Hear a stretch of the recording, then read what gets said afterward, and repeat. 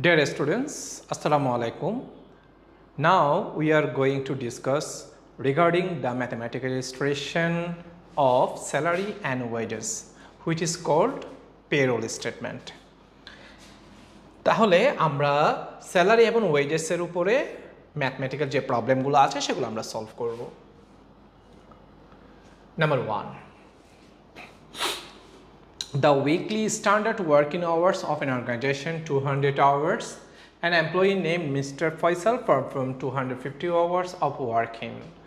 অর্থাৎ এটা বলছে যে কি 1 উইকে এন্টারপ্রাইজ বলেছে 200 আওয়ার্স তোমরা কাজ করবা, কিন্তু মিস্টার ফয়সাল সে তার ওয়ার্কিং আওয়ার্স কত, সে আরও বেশি করেছে। বলা হয়েছে 200 করার জন্য, বাট সে 250 আওয়ার্স করেছে।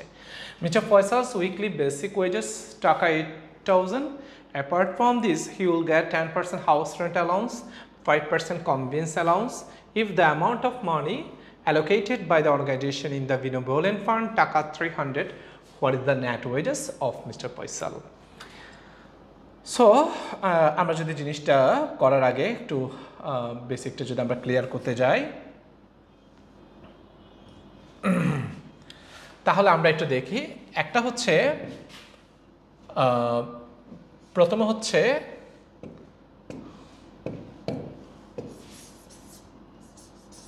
Basic wages.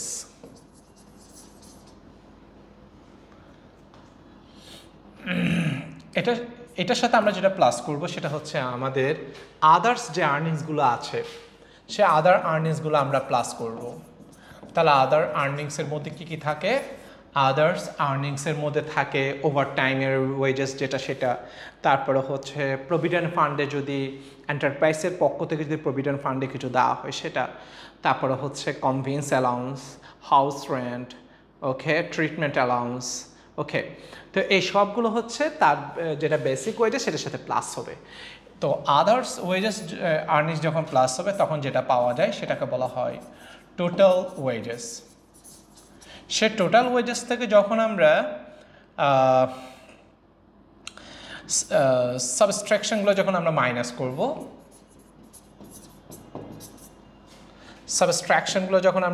করব, অর্থাৎ ডিডাকশনগুলো যখন আমরা মাইনাস করব,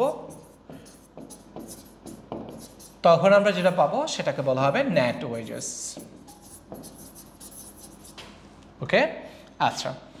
তাহলে আমরা একটা পেলাম বেসিক ওয়েজেস, একটা পেলাম আমরা টোটাল ওয়েজেস, আর একটা পেলাম আমরা নেট ওয়েজেস।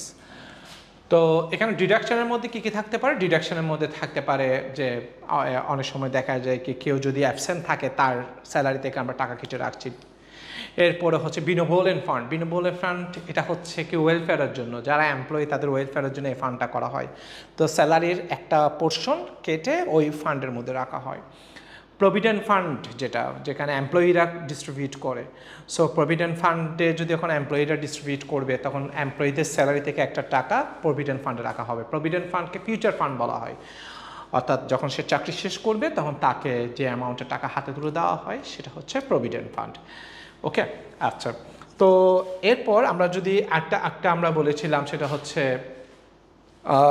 ডিয়ারনেস অ্যালাউন্সটা কি? স্ট্যান্ডার্ড অফ লিভিং ইনক্রিজ হওয়ার কারণে অনার যখন এমপ্লয়িদেরকে এক্সট্রা পেমেন্ট করে তখন সেটাকে বলা হয় ডিয়ারনেস অ্যালাউন্স। এবার আমরা প্রভিডেন্ট ফান্ড বা ফিউচার ফান্ডের মধ্যে আসি। যেটা প্রভিডেন্ট ফান্ড বা ফিউচার ফান্ড যেটা, সে প্রভিডেন্ট ফান্ডকে আমরা দুই ভাগে ভাগ করতে পারি। একটাকে বলা হয় জিপিএফ, আর একটাকে বলা হয় এনজিপিএফ। একটাকে বলা হয় সিপিএফ, আরটাকে বলা হয় এনসিপিএফ। ওকে, এখানে জিপিএফ মানে কি বোঝাচ্ছে? জিপিএফ মানে বোঝাচ্ছে গ্রান্টেড প্রভিডেন্ট ফান্ড, আর এনজিপিএফ মানে বোঝাচ্ছে নন গ্রান্টেড প্রভিডেন্ট ফান্ড। সিপিএফ মানে বোঝাচ্ছে কন্ট্রিবিউটরি প্রভিডেন্ট ফান্ড, আর এনসিপিএফ মানে বোঝাচ্ছে নন কন্ট্রিবিউটরি প্রভিডেন্ট ফান্ড। সো যখন জিপিএফ বা সিপিএফ বলা হবে তখন সেখানে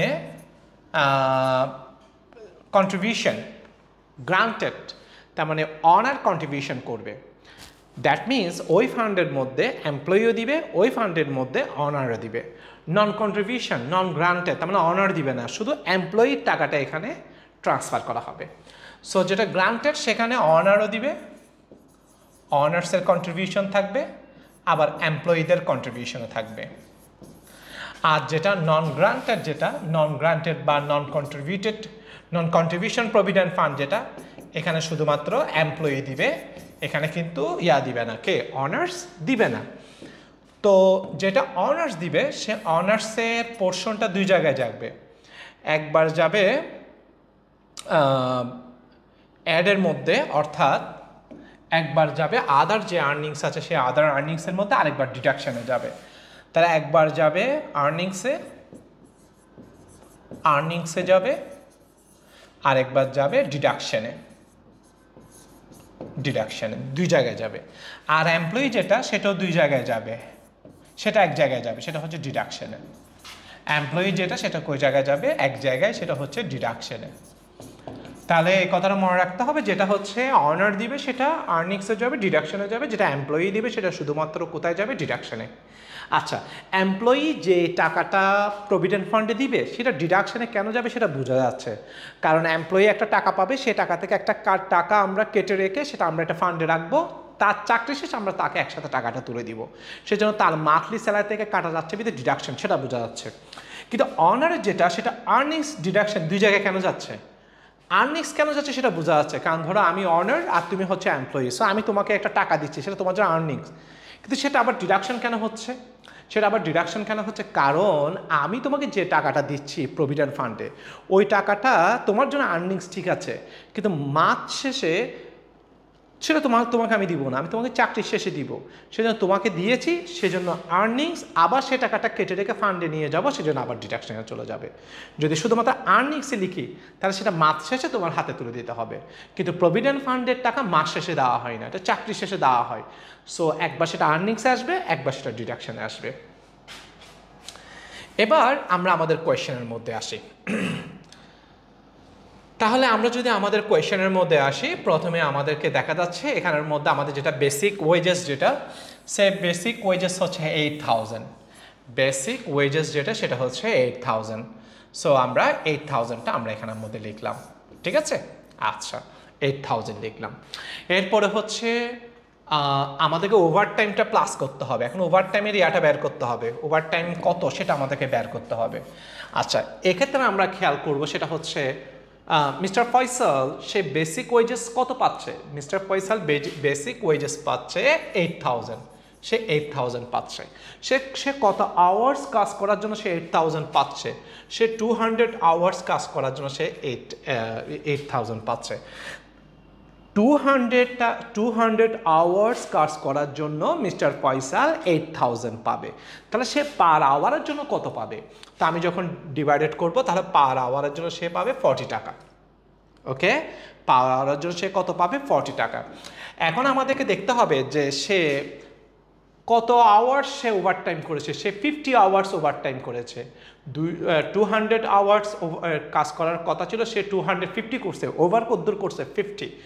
তো বাংলাদেশ লেবার অ্যাক্ট যেটা, সে বাংলাদেশ লেবার অ্যাক্টে একটা নিয়ম হচ্ছে ডেইলি একজন মানুষ 8 আওয়ার্স কাজ করবে, উইকলি কাজ করবে 6 ডেজ, উইকলি কাজ করবে 6 ডেজ। তাহলে 6 × 8 আওয়ার্স 48 আওয়ার্স কাজ করবে। 8 আওয়ার্সের বেশি যদি ডেইলি কাজ করে, এবং উইকলি যদি 48 আওয়ার্সের বেশি যদি কাজ করে, তখন সেটাকে বলা হয় ওভারটাইম। তাহলে ডেইলি যদি 8 আওয়ার্সের বেশি কাজ করে আর উইকলি যদি 48 আওয়ার্সের বেশি কাজ করে, তখন সেটা কি বলা হয়? ওভারটাইম।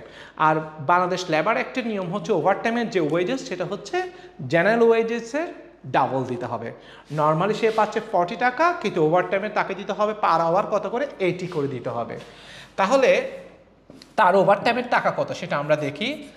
ওকে, তাহলে সে 50 আওয়ার্স কাজ করেছে, 50 আওয়ার্স কাজ করেছে, আর পার দিব আমরা 80 টাকা করে। তাহলে কত হবে? 4,000।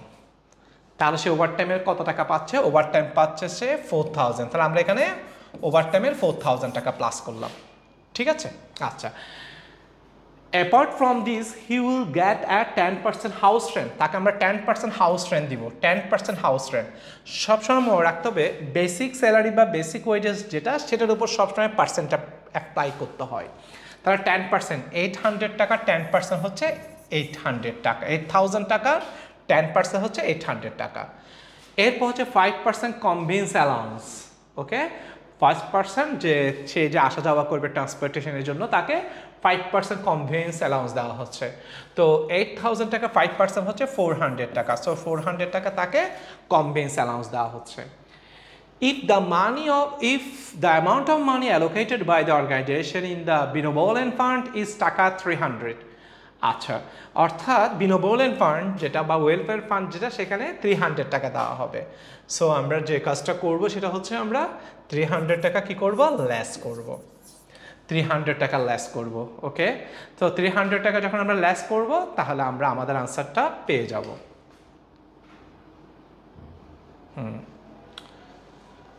ওকে, আমরা এরপরে আসি। এরপর আমরা 2 নাম্বার প্রশ্নটা খেয়াল করি। The basic salary of employees of an organization is টাকা 80,000, dearness allowance is 10%, non contributory provident fund is 5%, joint insurance fund 5%. What is the amount of net salary? What is the amount of net salary? তাহলে net salary, তাহলে প্রথমে আমাদেরকে এখানে বলা হচ্ছে 80,000, basic salary হচ্ছে 80,000। So আমরা বেসিক স্যালারি যেটা, সে বেসিক স্যালারিটা আমরা লিখলাম 80,000।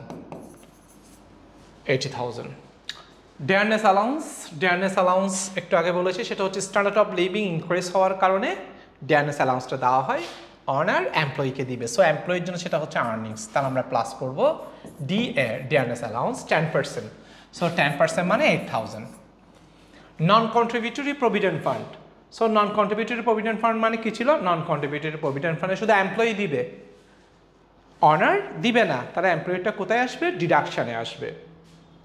আচ্ছা, তাহলে এরপরে আমরা যে কাজটা করব সেটা হচ্ছে আমরা মাইনাস করব, মাইনাস নন কন্ট্রিবিউটরি প্রভিডেন্ট ফান্ড। নন কন্ট্রিবিউটরি প্রভিডেন্ট ফান্ড 5%, সো 5%, তাহলে 5% হচ্ছে 4,000 টাকা আমরা মাইনাস করব। এরপর হচ্ছে joint insurance fund. Joint insurance fund হচ্ছে এমপ্লয়ি যারা আছে তাদের সবার জন্য একটা ইন্স্যুরেন্স করা হয়েছে, সেই ইন্স্যুরেন্সের জন্য একটা পেমেন্ট, একটা টাকা তার মান্থলি স্যালারি থেকে কেটে রেখে দেওয়া হবে। সো এটা হচ্ছে একটা ডিডাকশন। সো জয়েন্ট ইন্স্যুরেন্স, তাহলে কত বললো? 5%। সো 5% কত হবে? 4,000। তাহলে আমরা যখন প্লাস মাইনাস করবো আমাদের আনসার কত হবে?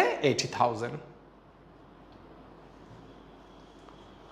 এরপর a worker works 15 hours a day in a factory. His hourly wage is টাকা 10. What is the amount of money that the worker is entitled for a week as per the Labor Act 2006 of Bangladesh?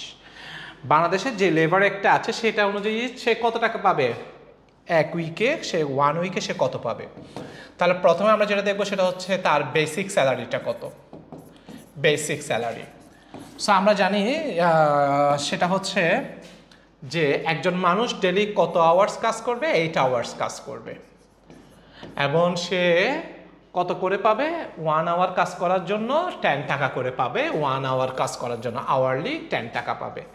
So আমরা যখন 8কে যখন 10 দিয়ে into দিব তখন আমরা 1 ডের salary পাবো। আর আমাদেরকে বলছে উইকে কয় দিন কাজ করবে? 6 ডেজ। সো আমি যখন 6 দিয়ে ক্যালকুলেশন করবো, 6টা কি? 6 হচ্ছে ডেজ, হ্যাঁ, 6 ডেজ 1 উইক। তাহলে এখানে হয় 80, তাহলে 480। এরপরে আমরা আসবো ওভারটাইম,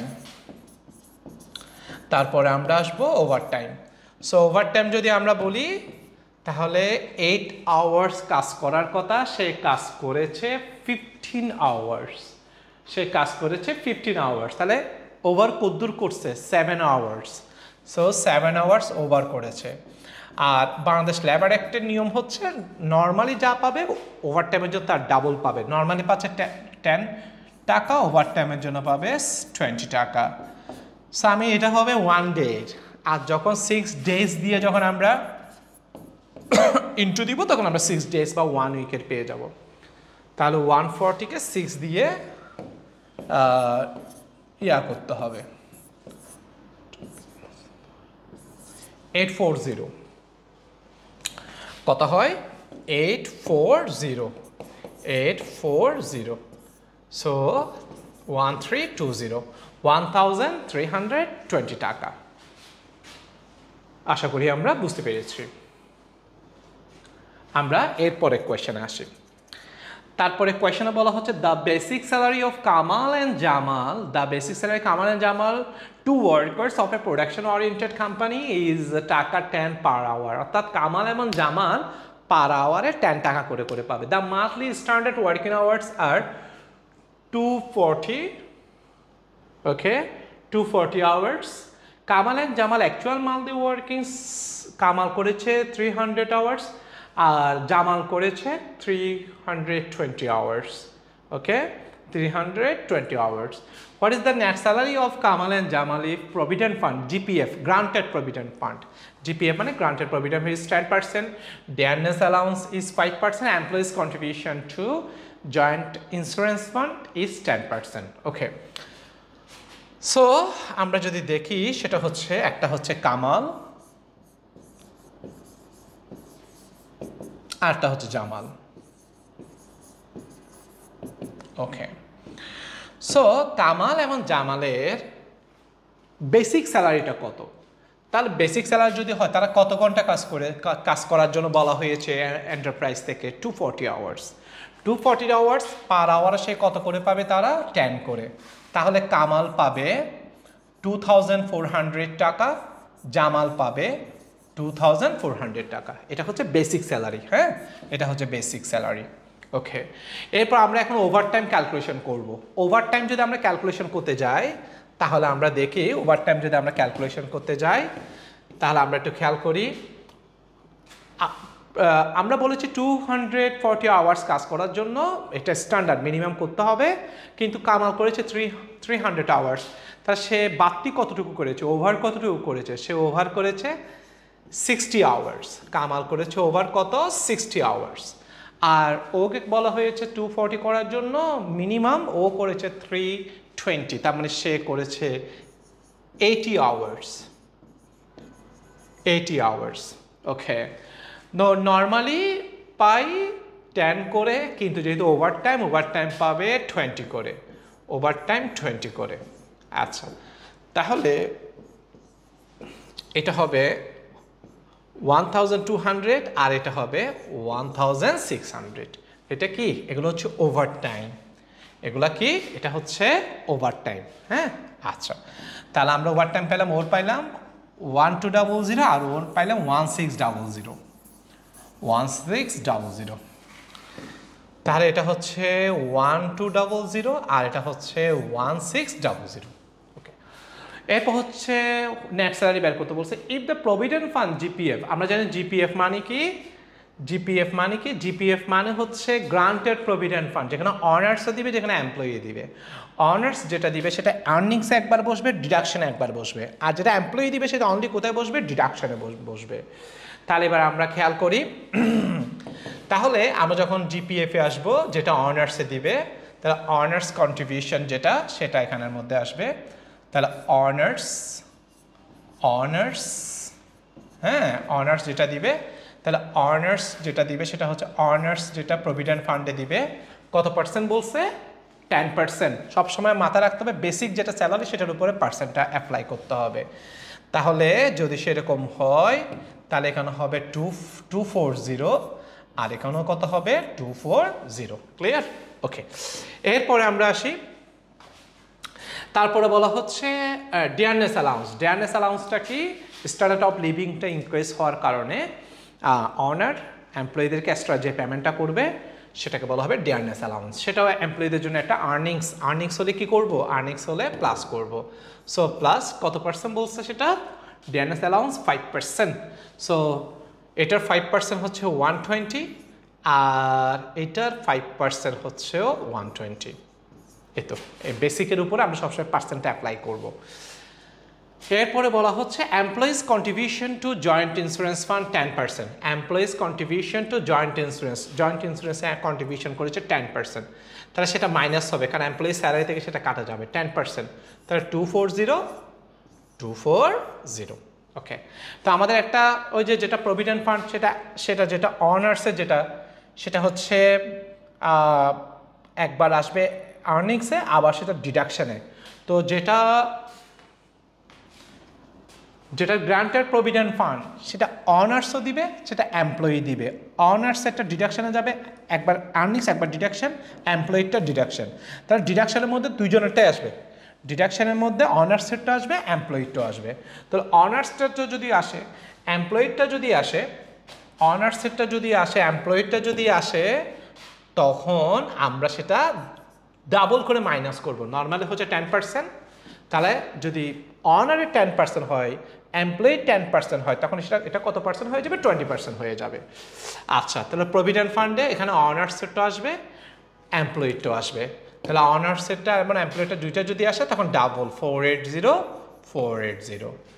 সো আমরা যখন ক্যালকুলেশন করব, এটা যখন আমরা প্লাস মাইনাস করবো, এটা যখন প্লাস মাইনাস করব, তখন কামাল হবে 3240 আর জামাল হবে 3640। আমরা এরপরে খেয়াল করি।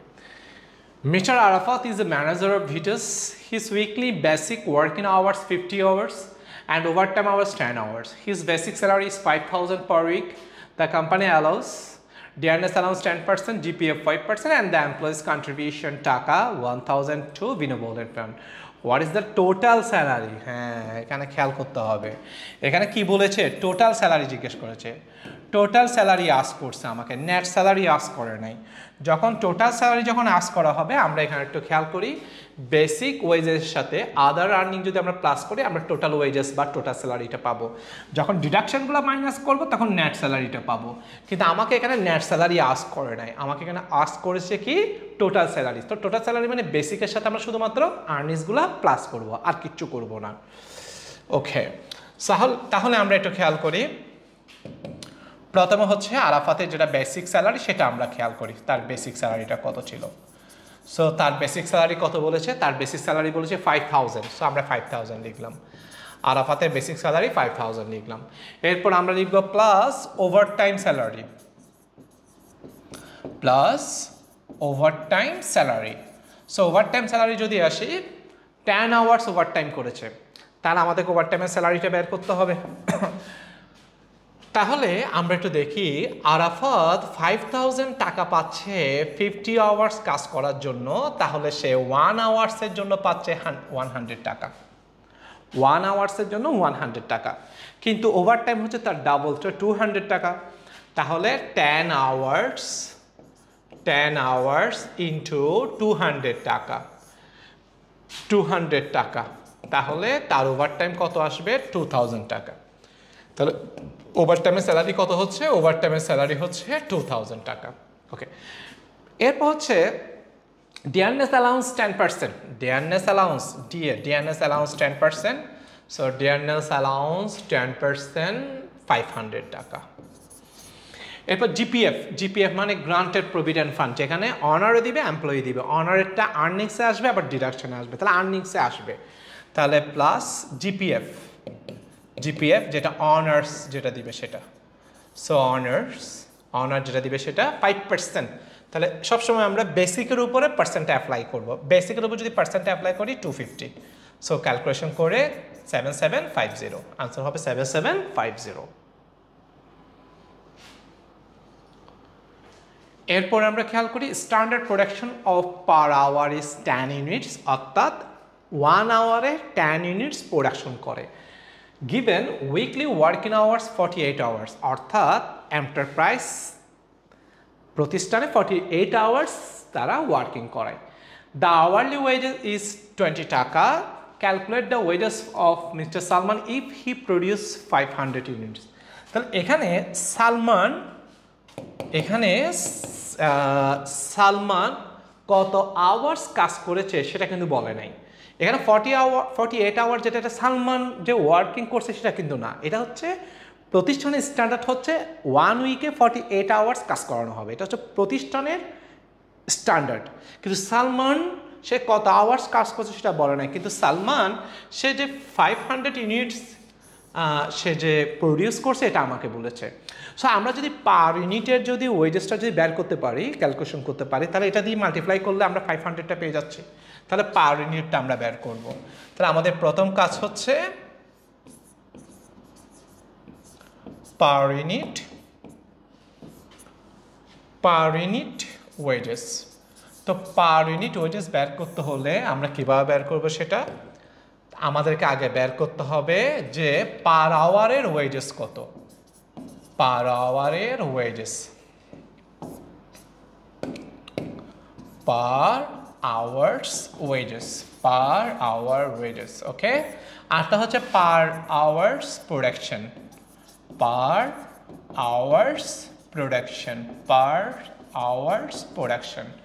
সো আমরা যদি ক্যালকুলেশন করি পার আওয়ার ওয়েজেস কত, পার আওয়ার ওয়েজেস এখানে দেওয়াই আছে 20 টাকা, সো 20। আর পার আওয়ার কত ইউনিট প্রোডাকশন করে, 10 ইউনিট, সো এখানে হচ্ছে 10, তো ক্যালকুলেশন করে 2 টাকা। ওকে, তাহলে আমরা 1 ইউনিট প্রোডাকশনের জন্য কত টাকা পে করছি, 2 টাকা পে করছি। আচ্ছা, সো আমরা মিস্টার সালমান সে কত ইউনিটস প্রোডাকশন করছে, 500 2 দিয়ে মাল্টিপ্লাই করলে ইকুয়াল টু 1000। আশা করি ম্যাথগুলো তোমরা বুঝতে পেরেছো। ভালো থাকবে সবাই, আল্লাহ হাফেজ।